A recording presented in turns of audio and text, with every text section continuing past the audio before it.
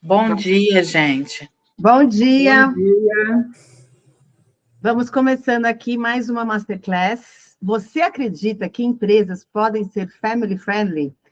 Reflexões inspiradas pelo podcast Café com Paz, com Edna Melink, que é executiva de RH da Volkswagen Brasil, e que eu e o Vimer tivemos aí o prazer dessa conversa, e também de fazer os treinamentos que nós fizemos lá na Volkswagen, com 5 equipes de gestão, onde nós levamos a comunicação frescobol-tênis. E dentro dessa metodologia, como a gente traz esse nosso conteúdo, trabalhando a metáfora da comunicação frescobol-tênis, trazemos de uma forma que, junto com, a gente consegue trazer, ou seja, esse conteúdo, trazendo recursos aí, desde a teoria da comunicação, mindfulness, CNV, psicologia positiva, ou seja, são vários recursos aplicados nessa metáfora, aonde a gente traz para a solução do problema principal, que é o grande desafio da comunicação no ambiente corporativo, e trazemos a reflexão para esse ambiente, para também como é a comunicação no ambiente família, que é quando esse profissional ele se conecta, porque então é quando ele se emociona. E quando ele se emociona, é quando ele aprende.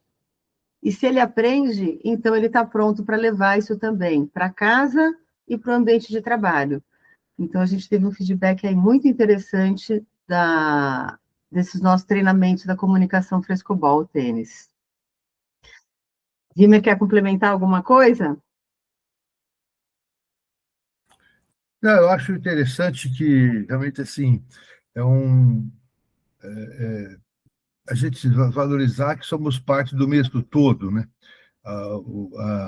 A empresa é um centro de convergência de pessoas de diferentes origens, diferentes experiências, diferentes situações, e ela pode ser um canal de mudança social, efetivamente, né? Então, esse conceito de family friendly é um conceito de que não é uma questão, sabe, não é uma questão periférica, é uma gracinha, não, isso é essencial, é um desenvolvimento da sociedade mais justa, mais equilibrada, e ganho nas pessoas. Então, é muito importante a gente trabalhar esse conceito, né? Porque isso realmente traz mudanças sociais significativas. E o que é muito interessante, né, Vimer, é conforme a gente vai entrando para esse mundo corporativo e levando esse conceito, como a gente entende que as pessoas, ou seja, já estão com essa necessidade e com a busca de como ter esses recursos, né? Então, a gente vai começar a trazer aqui algumas informações. O Félix também está aí para ajudar nos trazer informações aqui também do Family Friendly. Então, a gente vai trazer aqui alguns dados. 70% dos profissionais citam o equilíbrio familiar como fator para trocar de emprego. Isso é um dado do IBGE. Trabalhadores felizes geram melhores resultados. A própria Edna Melink.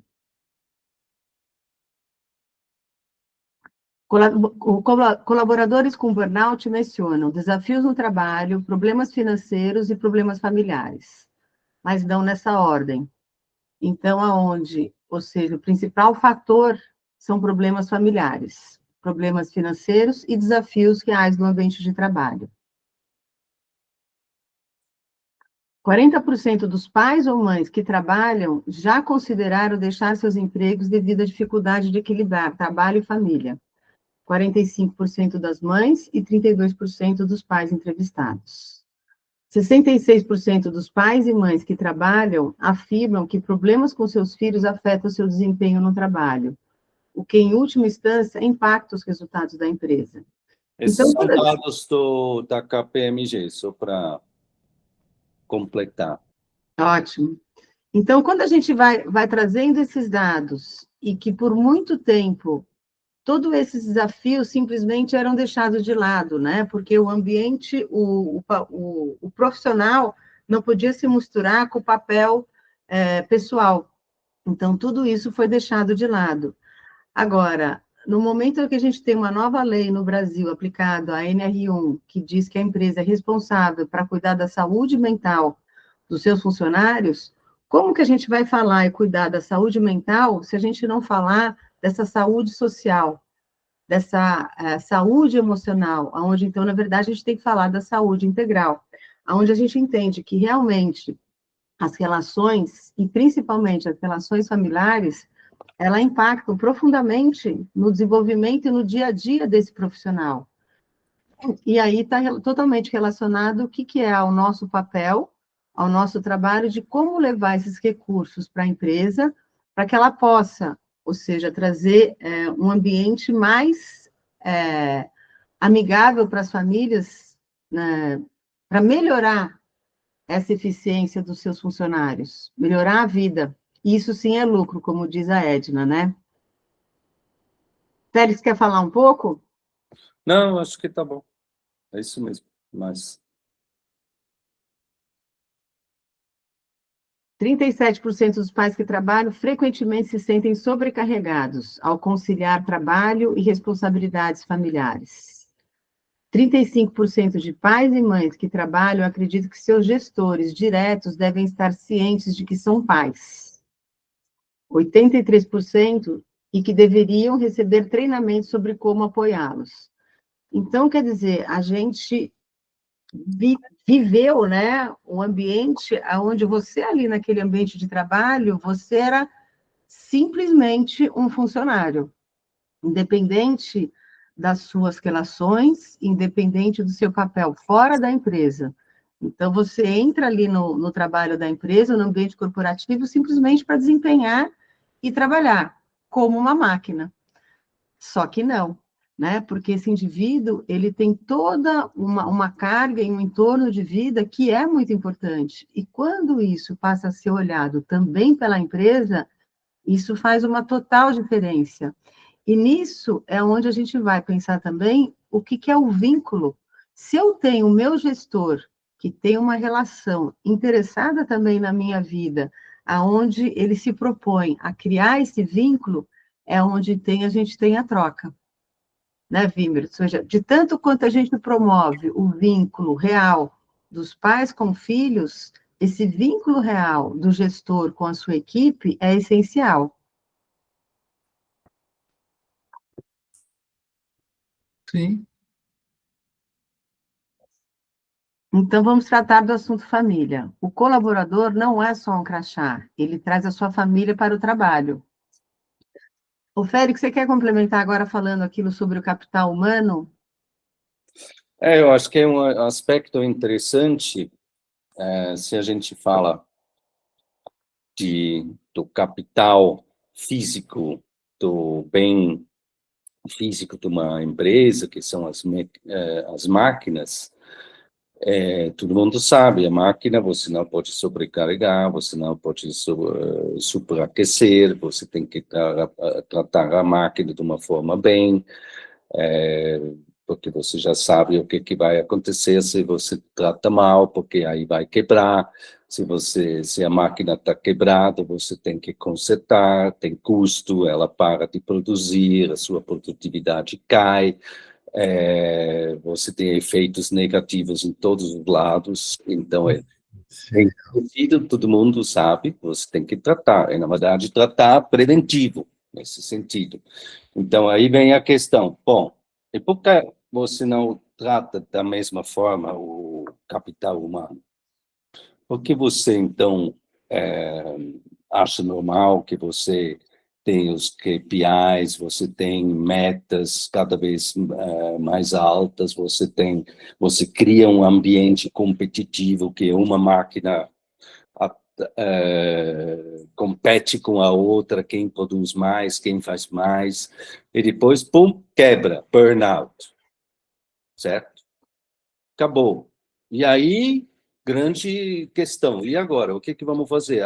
Tem que consertar, quer dizer, consertar, tem o psicólogo, tem tratamento, tem medicamentos, etc., e o mais importante, essa pessoa tem que voltar o mais rápido possível para produzir de novo. E dessa forma é um aspecto interessante de ver que em várias empresas isso não é considerado, não é pensado, e ninguém, ou poucos ainda, se questionam, bom, na verdade, o que é o custo de um burnout? O que é isso a causa? Em termos dentro da empresa, o custo, a pessoa que não está mais lá, a produtividade que cai, quem está estressado não tem eficiência no trabalho, e dessa forma, se você vai à raiz da causa, como a Edna falou, primeiro os problemas são familiares. Então, se você começa a observar o que a pessoa carrega com ela, com assuntos familiares, então você consegue fazer essa manutenção preventiva, de uma certa forma, né? E também tratar do capital humano da mesma forma que você trata as suas máquinas na empresa. Essa é uma comparação. É interessante essa comparação, né? Porque para a máquina se permite até a manutenção preventiva, o, o limite de uso dela, o tempo para aquecer, o tempo para esfriar, etc. E muitas vezes para os funcionários, não. Mas isso nós temos que olhar também para o desenvolvimento. No começo, as pessoas que trabalhavam eram contadas como peças. No começo da era industrial, né, até antes mesmo dos senhores feudais, etc. Então, eram contadas como peças. E as pessoas não tinham valor nenhum, trabalhavam sem a mínima condição. Mas, com o tempo, isso foi evoluindo. E eu entendo que hoje, na grande maioria das empresas, o funcionário passa a ser visto como um colaborador, ou existem muitas empresas que têm essa concepção já, né? Como ele sendo um copartícipe do conjunto. Aquilo que eu falo na palestra de treinamento que fizemos na Volkswagen, de somos parte do mesmo todo, né? Ao melhorar a condição de trabalho é bom para o funcionário e bom para a empresa, como melhorar a qualidade do produto, a produtividade, etc., é bom para a empresa e é bom para o funcionário. É rompendo um padrão antigo de pensamento binário infantil que fazia o que é bom para um é ruim para o outro. Isso é uma concepção antiga que ainda tem muito, né? Ainda existe muito, mas, na verdade, a concepção, a modernidade que vem chegando com isso, nos permite entender que o que é bom para um é bom para os dois, né? Essa nova concepção. Então, isso é muito importante, e eu vejo que muitas empresas já têm essa reflexão e essa prática, né? O que precisamos é generalizar mais, chegar a mais empresas, em mais atividades, e desenvolver o como fazer isso. Porque, embora as ideias sejam boas, a prática ainda ela é cheia de distorções, né? Ela, como é uma coisa nova, muitas vezes gera resistência também às mudanças, né? Então, a gente tem que ter um trabalho constante, complexo, mas que traz resultados efetivos, né? Então, quando se fala em burnout, por exemplo, lembra do foco da penumbra e da sombra que eu falo com frequência? O foco está no sofrimento da pessoa e só se fala em burnout na empresa. Mas o burnout dentro de casa, tem mães com burnout sem trabalhar fora, né? O burnout dentro de casa é tão importante quanto dentro da empresa. E a pesquisa que foi feita na Volkswagen mostra que lá na sombra do burnout estão as questões familiares, as questões de ganho de dinheiro, de compromisso de compras, etc., que as pessoas têm que pagar, tem lá uma série de outros fatores que determinam uma sujeição a lideranças eventualmente abusivas. Então, temos que olhar para o foco, a penumbra e da sombra. e em vez de eleger um culpado, a culpa do burnout é da empresa? Às vezes é, mas na maioria das vezes ela é parte de um conceito chamado pluricausalidade. O Freud já falava isso, que o problema não nasce só por uma única razão. O problema tem várias causas convergindo para gerar aquele problema. E a solução também não é um ponto único. A solução implica em abordar várias possibilidades. Então, nós temos essa visão do conjunto aqui, que eu entendo que é o novo, porque trabalhar encontrando culpados, etc., é o passado. Né?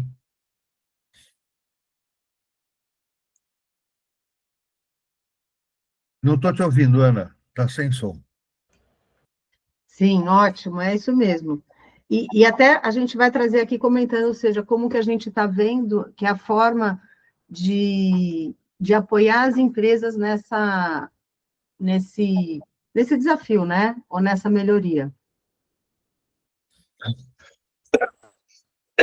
O conceito de family friendly, além dos benefícios básicos, ou seja, aonde seja possível identificar horários flexíveis, intercalar com trabalho remoto, possibilidade de creche ou lugar de amamentação, apoio psicológico, sessões de apoio, mentoria parental, antes da gravidez.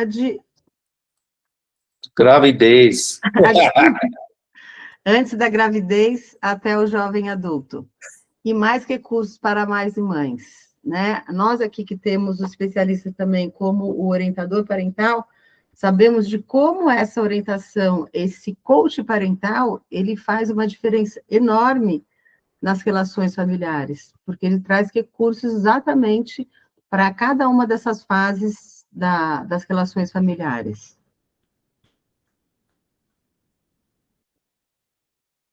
E o impacto? Engajamento, motivação, melhoria na retenção de talentos, de know-how, aumento de produtividade, redução de custos de saúde, redução de absenteísmo, melhoria do ambiente de trabalho, eficiência, então, melhoria dos resultados financeiros. E aqui a gente começa a falar do ROI, do capital humano, ou seja, o retorno sobre o investimento do real capital humano, e não só das máquinas. O que é ROI, Ana? É uma expressão utilizada que vem do inglês Return on Investments. É o retorno sobre investimentos. Então, quando se fala, né, quando se planeja todo investimento, muitas vezes se pensa aí numa estrutura física, de máquinas, de espaço. Então, qual que é o retorno que você vai ter sobre aquele investimento? E quando a gente começa a falar aí do capital humano, a gente está falando aí, ou seja, exatamente, além de toda essa estrutura física, toda a equipe que a gente tem e todo o investimento que é colocado. Porque se você tem um funcionário que ele começa a trabalhar ali, você tem todo o onboarding, né? A adaptação daquele funcionário ao ambiente de trabalho, o treinamento, todas as relações, todas as capacitações. Mas se você não cuidar daquele bem-estar, dessa saúde integral desse funcionário, esse investimento acaba se perdendo, né? Então, essa analogia que o Félix trouxe aí, falando também sobre o cuidado do capital físico e do capital humano, faz total sentido. É até interessante quando a gente fala do capital físico, né, Félix? Que como as máquinas não falam, então é planejado para as máquinas como fazer essa manutenção. E talvez, como acredita-se que o capital humano ele fala, então não precisa dessa agenda. Mas, na verdade, nem sempre o humano, ele sabe, ele entende, né, todo esse desafio que ele está passando, e muitas vezes talvez ele não tenha a voz e o espaço para trazer esse desafio que talvez ele está precisando ali de uma manutenção. Então, como fazer? A NR1 é um processo essencial que define políticas que cuidam da saúde mental do colaborador. O conceito de family friendly transcende políticas, é uma cultura organizacional que vai além da NR1 e aborda as causas estruturais ligadas à vida familiar. Então, dentro desse processo, ou seja, o nosso trabalho é fazer esse diagnóstico, mapeamento, ou seja, entender o que a empresa ela tem hoje, tanto de recursos que ela já oferece, que talvez facilitam essas relações familiares, e os possíveis perfis de funcionários que ela tem, se é mais masculino, se é mais feminino, qual que é a idade, se tem filhos, se tem muito divórcio ou não, ou seja, entender o perfil do que a empresa tem, e daí a gente vai traçar um plano de ação, entendendo dentro dos recursos que a empresa já tem, o que talvez possa ser oferecido e que a gente vai conseguir fazer esse acompanhamento e identificar essa melhoria. Então, muitas vezes, uma pequena facilitação, flexibilização do horário de chegada ou de saída, para que esses funcionários, equipes, possam se ajustar com a rotina da família, já ajuda muito. Ou mesmo com esse trabalho híbrido que tem sido utilizado, que talvez nem precisa ser 100%, mas que possa se ajustar essa agenda, também isso pode ajudar muito. Então, aqui a gente traz exemplo de 7 métricas essenciais para avaliar empresas family friendly. Então, é a taxa de retenção de talentos com responsabilidades, onde a gente começa a avaliar esse turnover parental, ou seja, o número de pais e mães que saíram comparado ao total de pais e mães que você tem na empresa. E como você começa a trabalhar essa meta que você acredita que você possa reduzir essa redução de saída de funcionários porque são pais e mães. O absenteísmo relacionado à questão familiar. O absenteísmo, na verdade, é o funcionário que não vai ao trabalho e acaba trazendo aí algumas justificativas que muitas vezes não são reais. E quantas vezes, talvez, é possível, se tem uma gestão ali com um olhar real para o funcionário, entendendo, talvez, a fase que ele está vivendo, se eu posso dar uma brecha ali para ele, e que ele vai sentir também esse vínculo e esse apoio, e vai ser um profissional que eu vou poder contar muito mais também em outras situações. O índice de satisfação e engajamento familiar. Então, são essas análises disso, o NPS ou pesquisa de clima. A taxa de utilização de benefícios familiares. Então, quantos desses benefícios familiares vão passar a ser oferecidos e quantos realmente eles estão sendo utilizados? Então, uma das coisas que a Edna, ela também fala nessa nossa conversa, é que eles passaram a oferecer o atendimento com o psicólogo, e que realmente os funcionários, muitos passaram a utilizar. E daí, o que é importante também entender? Quantos realmente estão utilizando e que isso está sendo efetivo? Porque isso é muito interessante. Agora, quantos talvez têm acesso ao benefício, mas não estão utilizando? Talvez porque acham que não tem tempo para isso. Então, isso também precisa ser olhado e ser compartilhado. O Félix até falou um outro exemplo, né, Félix? Quando, na verdade, a empresa chega a oferecer alguns benefícios, mas aquele funcionário, ele acha que se ele utilizar aquele benefício, ele vai estar parecendo ser um funcionário fraco, né? Então... Ou eu posso explicar um pouco mais, ou como alguém contou um caso, por exemplo, num centro de telefone, sabe? Que você liga, um atendimento de telefone, onde, na verdade, a pessoa, ela ganha conforme quantas pessoas ela atende. E mais pessoas que ela atende, o salário melhora. Então, essa pessoa, ela vai fazer tudo para não se absentar, para não aproveitar de um eventual benefício que a empresa oferece. Então, de novo, podemos olhar dessa forma. A raiz do problema que essa pessoa, de repente, cria um burnout, não é só o fator de problemas na família, mas também porque tem a pressão e a forma de remuneração e da pressão e das metas que essa pessoa tem que resolver, aí ela não vai no psicólogo e não vai resolver o assunto. Com medo de ganhar menos. Fato isso. Quando está ligado à bonificação, né, Félix? O Isso. bônus sobre resultados. Então, se o funcionário ele acha que ele não vai... o benefício até existe na empresa, mas ele não utiliza porque na conta dele ele vai deixar de receber parte do bônus. E aí você pode observar quantas pessoas, quando você pensa, a gente liga para esses serviços de atendimento, quantas vezes a gente, no final, estamos pedindo de fazer uma avaliação da pessoa, certo? Aí é 0 a 10, dá uma nota. Então, de novo, então, nessa forma de remuneração, a pessoa ganha mais se ela tem uma nota melhor dos clientes, certo? Isso é tudo pressão que não ajuda no total da pessoa, assim. Wimmer, quer falar? Essa é uma questão que nós temos que lidar com muita cautela, porque é muito comum a noia de que as pessoas têm a noia, se eu falar com o psicólogo da empresa tudo que se passa comigo, eu tenho medo que ele leve para frente, isso volte contra mim. Isso é muito comum, esse tipo de noia, né? Mostrando como é o grau de desconfiança que há nas relações.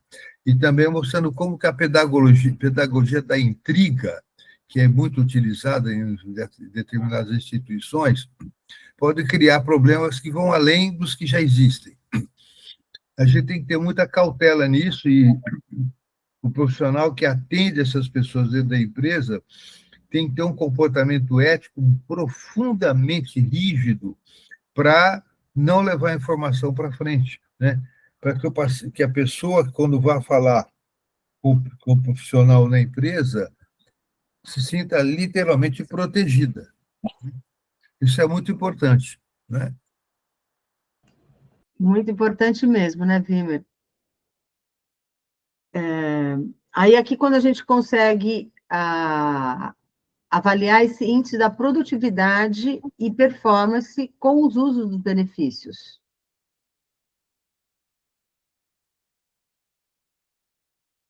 Também a taxa de diversidade e inclusão familiar. Então, quando você traz um equilíbrio disso, uma análise desses dados, e o feedback qualitativo, ou seja, depoimentos e histórias de impacto. Então, quando você começa a conseguir já ir avaliando, ou seja, os resultados percebidos e realmente já aderidos aí pela equipe.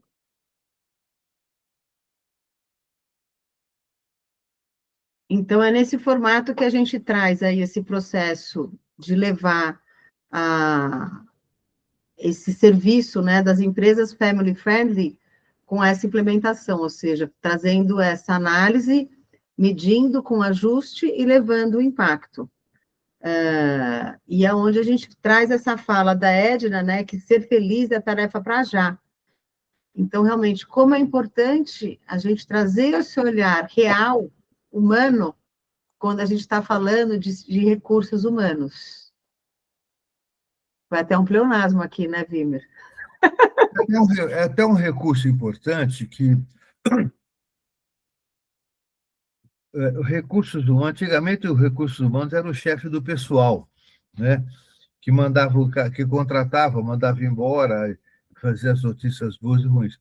Hoje a gente sabe que recursos humanos é uma forma de potencializar os recursos de cada pessoa e valorizando a qualidade da relação. Esse é um ponto importante que a gente trabalha muito na Universidade de Paz, cuidar das relações, porque pessoas ótimas com uma relação ruim se tornam medíocres, ficam ruins. E pessoas razoáveis, numa boa relação, se potencializam, tem uma sinergia e gera desenvolvimento, crescimento. E ao longo do tempo, esse espaço entre as duas pessoas, outras duas posições, né, patrão e empregado, marido e mulher, né, entre público e ator, etc., esse espaço entre as duas posições, se fomentava muito o conflito, se fomenta demais ainda isso, né? Isso é Maquiavel, né? Mas então a gente precisa trabalhar, é um trabalho incessante nosso, mostrar para as pessoas que somos todos parte do mesmo tudo, né? E esse desenvolvimento encontra muita resistência, mas cada dia mais se mostra quanto isso é verdadeiro e quanto isso beneficia o coletivo. Né? É uma luta constante a nossa, nesse sentido, como os psicoterapeutas, os profissionais de saúde, mostrando que é preciso lutar contra a resistência e a manutenção de conflitos antigos. Né?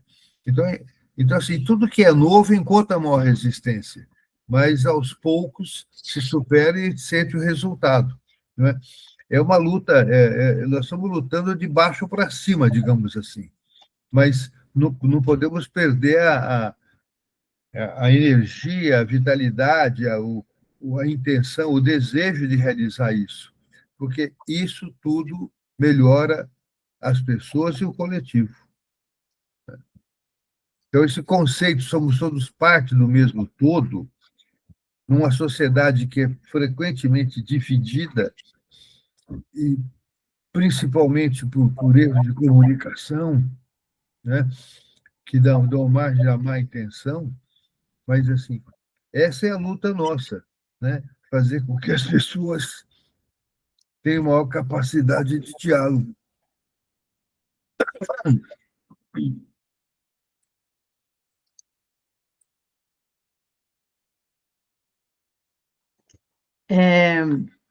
Então, acho que a gente pode abrir aqui, eu estou vendo que tem alguns comentários, eu vou parar com a apresentação.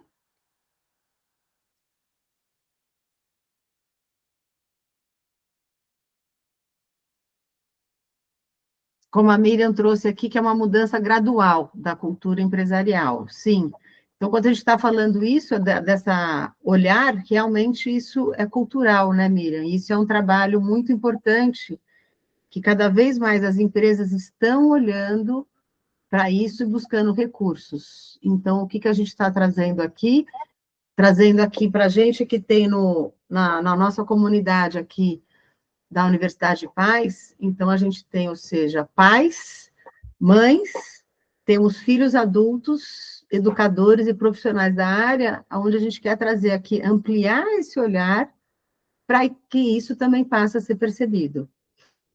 E como a Alessandra da Baia compartilha também aqui, que é ter esse espaço seguro, né? Quando a gente está falando desses profissionais que atendem no ambiente corporativo, que tenham realmente esse excesso de cuidado nessa privacidade da informação, do conteúdo.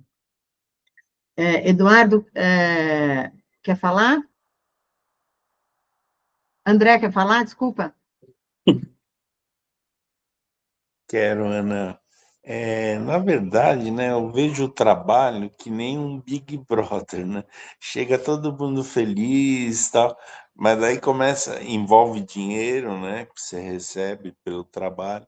Só que daí, assim, um trabalha mais, um trabalha menos. O que trabalha mais eles veem que acha que quer cargo. Então é uma coisa que tem que sair dessa situação de brigas, né?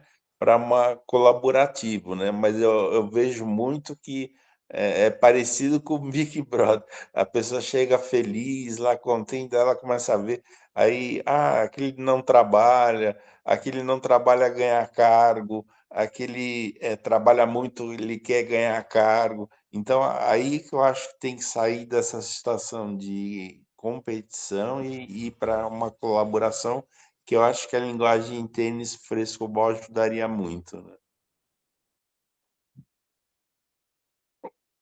É verdade, André, bem colocado.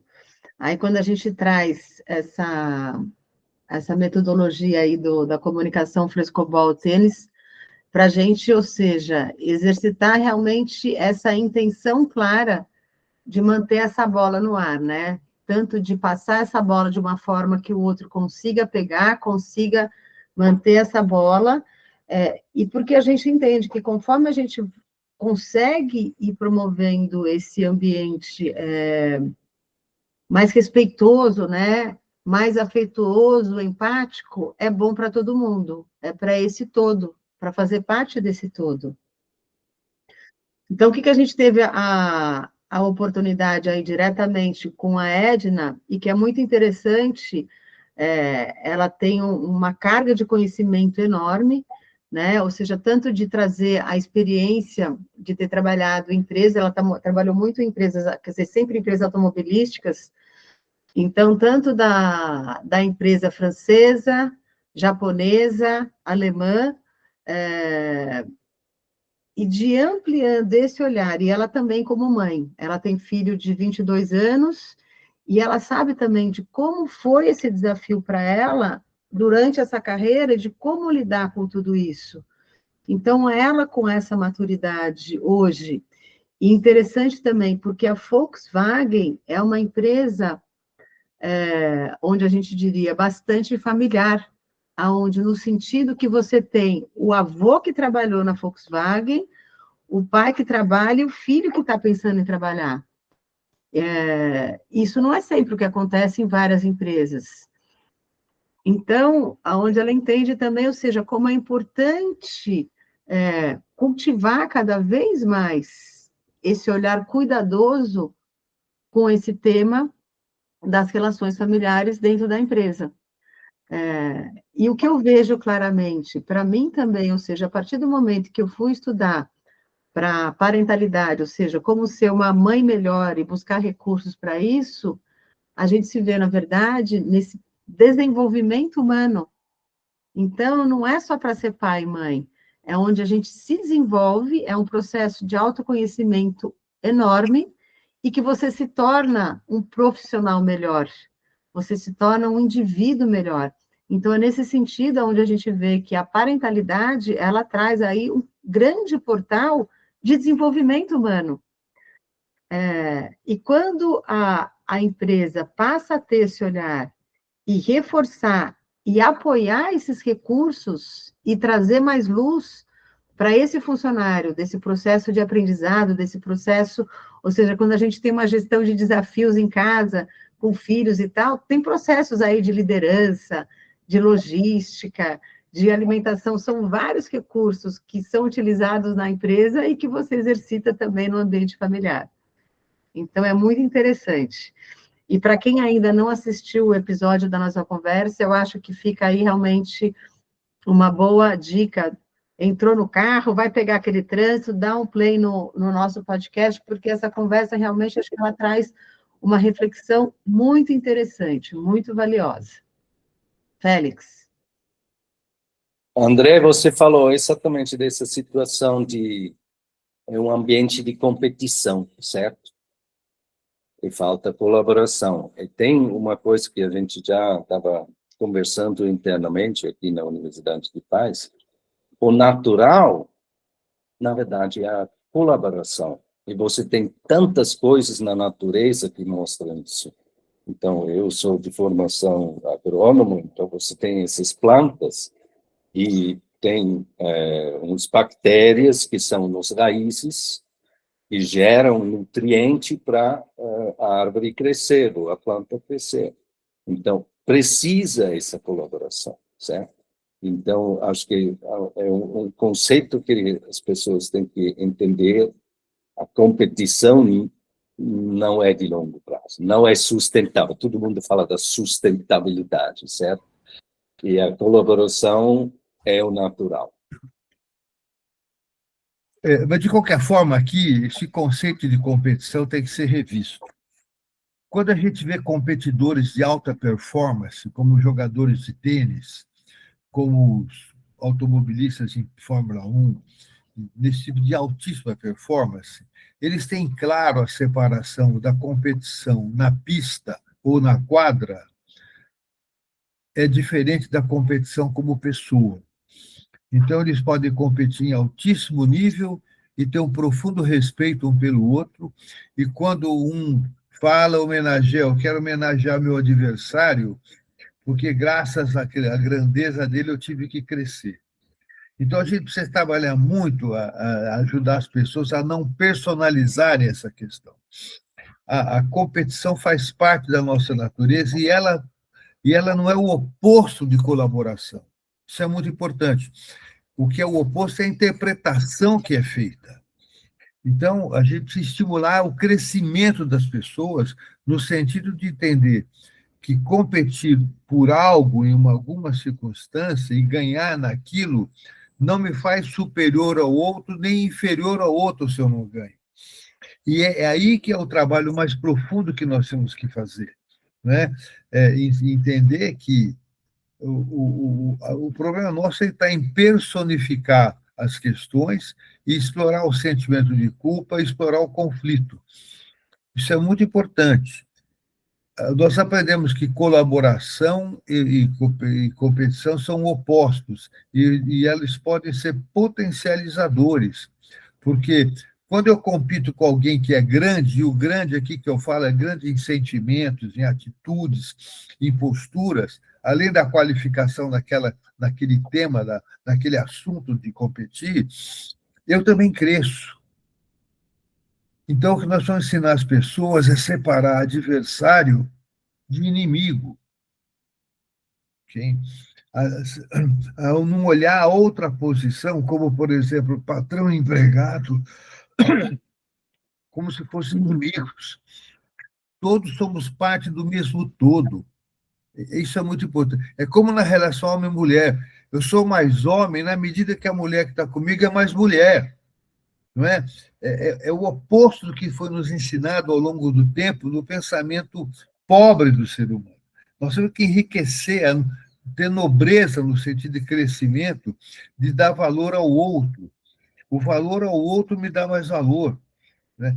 E tudo isso foi muito mal explorado ao longo do tempo e ainda é, né? Essa é uma postura importante. Então, ensinar as pessoas a não personificar, a entender que competir em alto nível pode ser uma forma de colaboração, ou seja, eu aprendo com a grandeza do outro, coisa que a gente ouve aí, o Nadal falando do Federer, ou outros falando dele na prática do esporte. Isso é muito importante que a gente tenha isso, né? A superproteção, a dó das pessoas, isso não ajuda, não ajuda, né? Nós temos que desenvolver a grandeza do ser humano, e o ser humano tem isso dentro dele para se desenvolver. E isso é recursos humanos. Como na época que eu fui diretor de recursos humanos de um órgão público, nós fazíamos um trabalho aí com empresa, eu mediava reuniões entre sindicato e empresas, eu pude viver claramente essa dificuldade que as pessoas tinham em lidar com a relação. Então é o seguinte, para o cara do sindicato, quanto mais ele tornasse a coisa mais difícil para a empresa, parecia que era melhor para ele. E alguns tinha empresários de vários tipos. Tinha os caras que tinham a visão de colaborador, que adotariam family friendly com facilidade, e tinha também aqueles que tratavam funcionários como peças. Mas isso então tem que ser explorado no sentido seguinte: se eu trato o funcionário como gente, dou valor àquela pessoa, ele não está nem tão desacostumado a isso que ele vai gostar demais dessa empresa. Ele vai ser parte do mesmo todo. Se eu trato como peça, é outra história. Mas eu também tenho que mostrar para o outro lado, para outra posição, que o ganho não está em diminuir o ganho do outro. O ganho está em aumentar o ganho de todos, né? Essa é uma concepção nova, ou não é que é nova, é assim, ela ainda é pouco aplicada antes da necessidade, mas é o que a gente trabalha, né? Quando nós falamos de relação pais-filhos, nós não trabalhamos com duas posições divergentes. Nós podemos trabalhar de forma que pais e filhos sejam oponentes, né? São partes do mesmo todo. Quando eu cuido bem do meu filho, para o meu filho se desenvolver, eu não estou me prejudicando, eu estou cuidando para que ele esteja bem e eu fique bem com isso. Porque quanto melhor tiver meus filhos, melhor estarei eu. Não é? Na relação da empresa mesmo, nas partes. Quando nós falamos com as escolas hoje, né, que a gente vê assim que tem infelizmente, algumas leis surgem e elas não são bem utilizadas, a lei de consumidor, por exemplo, o pai se consome como consumidor contra a escola, em vez de ser uma comunidade que trabalha sinergicamente, se faz com frequência uma oposição. Eu pago, portanto, eu tenho que direito a exigir. Está errado isso, porque hoje as escolas têm que gastar mais em segurança, né? Um segurança em cada corredor, aparelhinho para ficar falando para cá, segurança jurídica, etc. Gasta mais, às vezes, com segurança que com o ensino. Então, a gente precisa trabalhar essa mudança de cultura, né? No sentido que somos parte do mesmo todo, as relações são ganha-ganha, quanto melhor para o outro, melhor é para mim, não é? E aí, se é melhor para mim, é melhor para o outro também, essa coisa crescente. E trabalhar também separando a questão de... Nós aprendemos que competição é oposto de colaboração, e não é, isso pode ser uma coisa que se potencializa, né? Por isso que eu trabalho muito o conceito de relação, né? Infelizmente, a gente foi... há um potencial de conflito em qualquer grupo, né? Sempre existiu, só que ele é muito estimulado hoje, nós temos que trabalhar no oposto, né? Que as pessoas esclareçam os mal-entendidos que dão margem às má intenções, e aí entra, mais uma vez, a comunicação frescobol. Mais diálogo de qualidade, mais encontro e mais soluções. Então, assim, existe a posição, somos parte do mesmo todo. Essa é uma questão, né? Que, infelizmente, as pessoas não estão, muita gente não está alcançando isso ainda.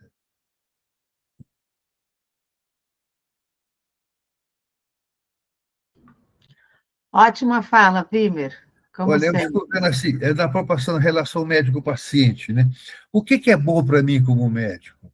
Que o cliente não melhore ou que ele melhore, né? É bom que ele melhore, porque quem me manda outro cliente é o cliente que melhora. O cara que tratou comigo não melhorou, não vai falar bem de mim, né? Vai falar mal, não vai mandar um parente, né? Então, assim, todo o meu empenho é que eu quero que seja o melhor para ele, porque o melhor para ele é o que é melhor para mim. A sociedade não está acostumada com essa reflexão ainda. Até desconfia muitas vezes disso, mas essa é a verdade, não é? Se eu entender o que é melhor para o outro, é o que é melhor para mim. Antigamente, no comércio, tinha o comércio oportunista. Você tinha o que comprava era um passante. Ele passava em frente à loja, comprava e ia embora. Depois as lojas perceberam que precisava ter fidelidade, né? Então, criaram a questão do consumidor, a questão do saque. Por quê? SAC, né? Por quê? Porque eles perceberam que essa coisa do oportunismo de venda, que infelizmente existe muito na internet, muito golpista, etc., mas também existe gente séria.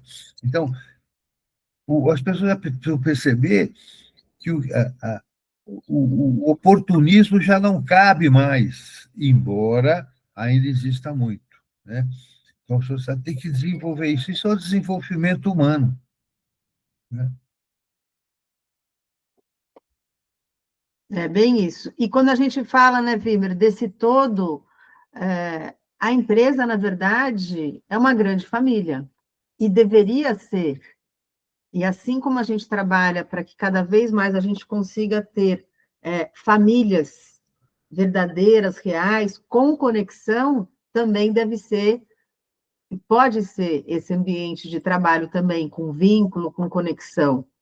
E quando você fala aí do competidor, trazendo exemplo até do tênis, né, Vimer, me lembra aqui do nosso podcast que a gente fez com a Alessandra Stefani, que é a mãe da jogadora de tênis, Luiz Stefani, nossa jogadora aí, grande atleta, jogadora de dupla, e que esse nosso podcast também é muito interessante, e quando trazemos, então, essa fala, que, na verdade, é o grande, na verdade, o quanto você cresce com aquele que te desafia, né, com o seu grande competidor, ele que te traz essa forma de você poder superar aquilo. Então, realmente, esse olhar de inimigo com competidor é muito diferente. Então, isso realmente precisa ser olhado. Acho que a gente traz aqui esse movimento family friendly, que é nós da Universidade de Paz, estamos conceituando isso e trabalhando para levar isso para empresas. E também muito interessante, já em conversa, por exemplo, com o Colégio Bandeirantes, enquanto a gente está falando muito em trazer recurso para paz, mas quando eu amplio esse olhar, ela fala, mas você está falando isso para pais ou para funcionários? Eu falei assim, bom, para todos. E, inclusive, também, não só para pais e para mães, a gente está falando aqui com adultos, que também são filhos, que também precisam ser olhados, né? O André mesmo já trouxe aqui o depoimento dele, de que ele não é pai, mas ele entende como todo esse conhecimento ajuda como indivíduo, como ser humano. Então, esse é o Como nosso... dar valor à mãe e ao pai, né? Vamos, Resgatar Guilherme. o valor, como resgatar o valor do pai e da mãe. Que os pais e mães são imperfeitos, mas acertaram muito. Sim, E como a gente precisa, na verdade, ter cada vez mais essa clareza, porque quanto mais a gente entende a relação familiar, a relação de pais e mães, nós, como indivíduos, simplesmente como adultos, a gente passa por esse processo também de autoconhecimento e aceitação de toda essa trajetória que a gente já viveu e que tem para viver, né? Mas olha aqui, eu quero falar duas coisas a mais. Eu, durante um tempo, fui médico do trabalho, até 2003, 2003. Trabalhei em algumas empresas, que eu lembro, uma empresa especificamente, ela era tão preocupada com os funcionários, tão preocupada, ela tinha uns cuidados que me surpreendeu quando cheguei a ela, que eu tinha passado por outras anteriormente, que não tinha, que as pessoas estavam mais preocupadas em cumprir a lei por obrigação. Mas ela se antecipava à própria lei, né? Então, ela tinha uma preocupação com o funcionário que eu aprendi muito ali nessa empresa. E também, quando eu fiz muita palestra para o Grupo Accor, eles tinham uma academia, que, aliás, eu vejo uma propaganda de criar mais isso, academia institucional, né? Academia corporativa, que algumas empresas têm. Teve um movimento inicial, depois deu uma queda isso, mas agora está voltando. Como é importante isso, né? Porque a academia significa preparar as pessoas para o trabalho melhor, né? E isso vai além de simplesmente a questão do lucro, vai nas questões que a Family Friendly está abordando aí.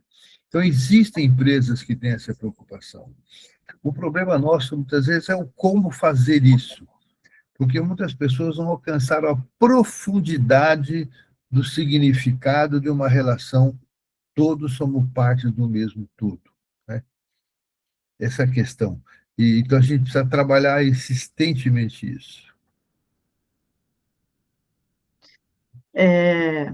Bom, acho que isso. Esqueci de outra coisa que eu ia falar.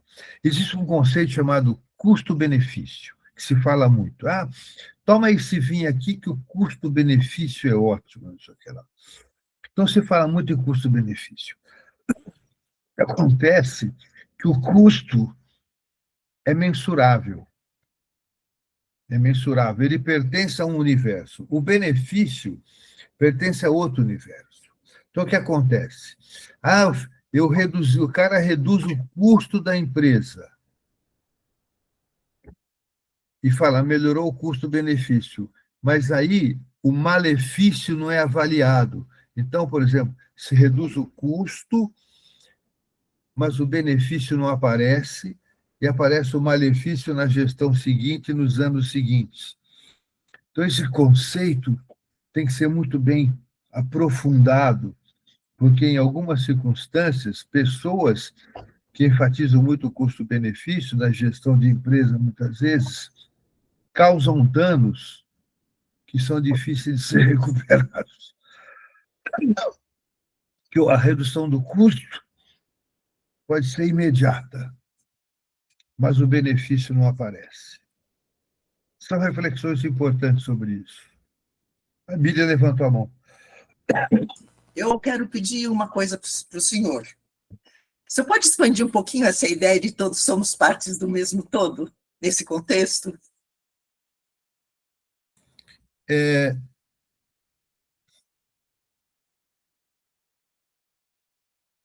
Vamos pensar é o seguinte: a sociedade sempre cresceu dividida, né? E sempre o ser humano, o outro sempre foi uma ameaça, né? Então a gente se defendia contra o outro. O outro estava lutando. Estou pensando aqui remotamente lá no passado, ok? Então é o seguinte: a gente se defendia contra o outro e o outro se defendia contra mim.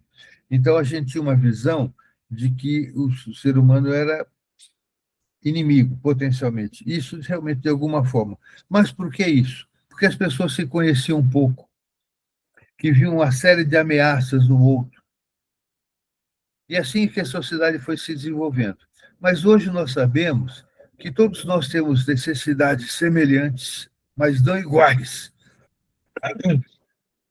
Se todo mundo gostar de banana, acaba a banana, vai ter a guerra das bananas. Tem que ter quem gosta de banana e quem gosta de mamão, né? Então, é o seguinte, então nós vamos se desenvolvendo que existem diferenças, e as diferenças não são obrigatoriamente, não precisam ser fontes de conflito, mas sim a fonte de sobrevivência. Que todos somos iguais, morremos todos na mesma hora pela mesma coisa. Então, a diversidade, a diferença é fundamental.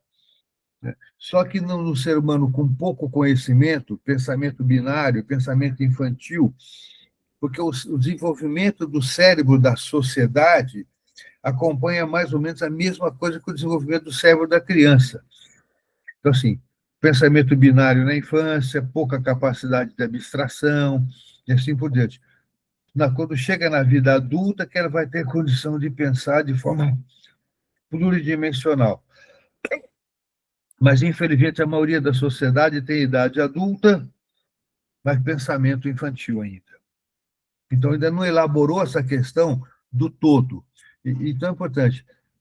Nós aprendemos que, assim, os meus problemas são causados pelo outro.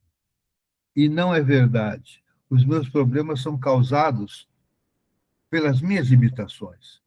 E nós somos muito estimulados a jogar para o outro. Como eu vejo hoje gente falando assim, não pode ver tela, não pode ter celular, não pode fazer isso, não pode ser aquilo, como se o problema fosse o de fora.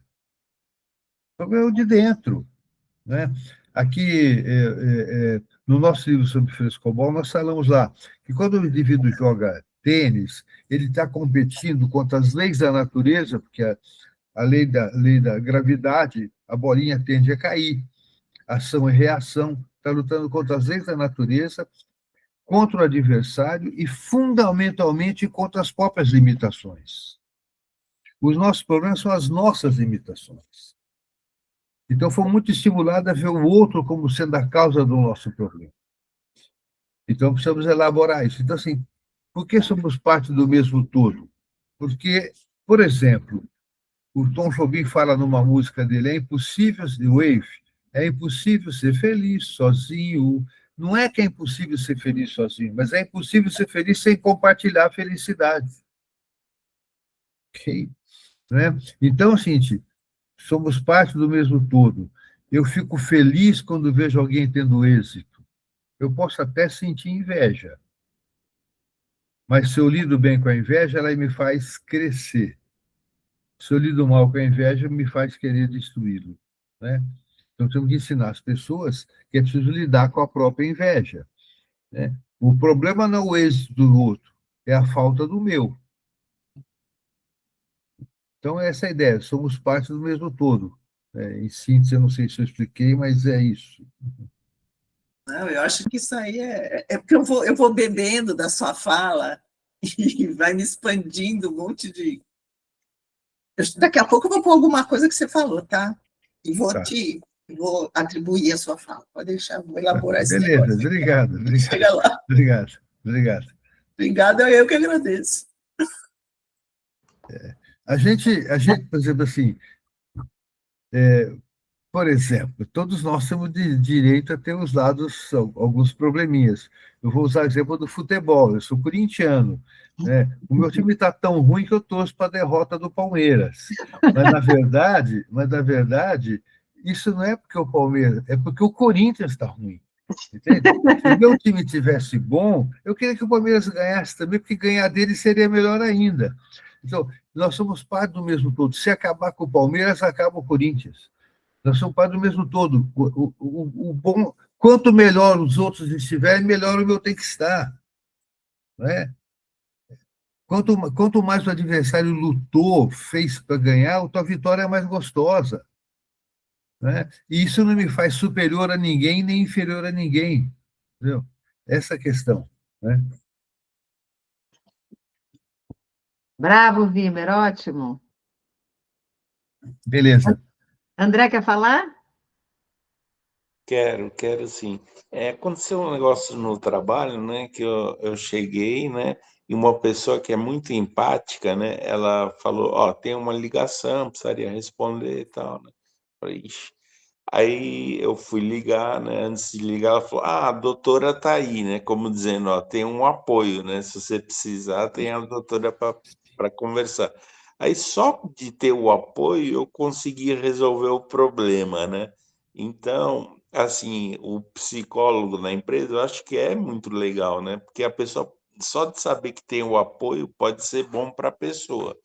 E os filhos que têm o pai e a mãe que eles podem contar, eles vão precisar muito menos do pai e a mãe. Praticamente eles vão resolver quase tudo sozinho, vão precisar o mínimo, né, se tem o pai e a mãe que pode contar, né. Nossa, André, falou tudo, hein? Falou tudo. Exatamente sobre isso. O filho, quanto mais ele vai se sentir aí autônomo, né, e independente, forte, quanto mais ele tiver esse sentimento de segurança. E isso vai fazer toda a diferença. E assim, exatamente, ótimo exemplo. Vimer, quer falar? Não, tudo bem, eu tenho uma outra reunião às 9h30, tudo bem. Ok. Muito bom, André. Olha, gente, então, indico fortemente que vocês assistam esse nosso episódio podcast com a Edna, e acho que é importante a gente trazer aqui uma reflexão do porquê do nosso podcast. A gente entende que no podcast a gente seleciona com muita atenção e cuidado os nossos convidados, ninguém está ali por acaso. Então, são profissionais da área, ou pais, ou especialistas de alguma forma, estudioso de alguma forma, que a gente entende que ali a gente consegue trazer uma reflexão muito natural de experiência e de temas que a gente entende que é muito importante ser pensado e ser compartilhado. Então, a gente está falando aqui, já está trazendo reflexões muito importantes. A gente tem um novo episódio que entra no ar na terça-feira com Dado Schneider, que é um estudioso sobre gerações. Então, aí a gente vai trazer também um tema com muitos recursos para pais educadores e também para empresas que estão vivendo esse desafio de como contratar e como desenvolver os jovens. Então, de novo, mais um conteúdo aí muito valioso, porque a gente entende também que para os pais, mães, educadores, é muito bom, nem sempre um tema ou uma forma de trazer o assunto é mais fácil ou mais interessante para um e para outro. Então, a gente entende com a nossa gama de conteúdo que a gente traz, que são masterclasses, é curso, são aulas, é cine-debate, são podcasts, que são formas da gente conseguir chegar cada vez mais para os pais educadores e com conteúdo valioso. Na próxima sexta-feira, a gente tem uma masterclass que a gente vai antecipar a nossa mentoria sobre o 4º módulo do curso Conexão Pais e Filhos, e que é o tema que a gente vai trazer sobre soluções, é o pulo do gato, né, Vimer? Que eu acho que traz muitos recursos aí também para pais educadores, aí para o ambiente de férias que está chegando, para ter muito mais conexão aí com os filhos, e daí a gente dá uma parada nesse período e a gente volta com a Masterclass em 17 de janeiro. Mas nesse período aí a gente se mantém conectados e a gente vai compartilhando os conteúdos e trago aí realmente, seja uma lista dos nossos episódios e podcasts com muito conteúdo bom. Então é isso, gente. Muito obrigada por mais esse encontro. Vamos fazer uma fotinho, quem puder aí abrir a câmera. A gente já está aqui passando da hora, mas quem puder abrir a câmera. Eu coloquei também no chat agora um link para um e-book que nós fizemos sobre o Family Friendly. Então, se vocês têm condições, conseguem aí baixar esse e-book. A gente pode compartilhar também no nosso grupo ali, Roda de Conversa, Félix. Boa ideia. Então, vamos fazer uma fotinho. Tchis! Boa! Então, é isso, gente. Todo mundo aqui num corre-corre de final de dezembro. Socorro, né? Socorro, mas não, é muito bom. Nós, aqui no Brasil, a gente tem o benefício de que, quando o ano acaba, começa um ano novo. E é sempre uma oportunidade de fazer diferente. E eu brinco com isso porque, na verdade, na Europa e Estados Unidos, para eles, a virada do ano, na verdade, é o meio do ano. Então, eu acho que, psicologicamente, a gente tem esse benefício de que acaba o ano e começa realmente um novo ano letivo, na escola, no trabalho e tudo mais. Então, força que estamos aí no mês de dezembro, aí prontos aí para curtir esse nosso verão. Tá bom? Então, até a próxima sexta-feira.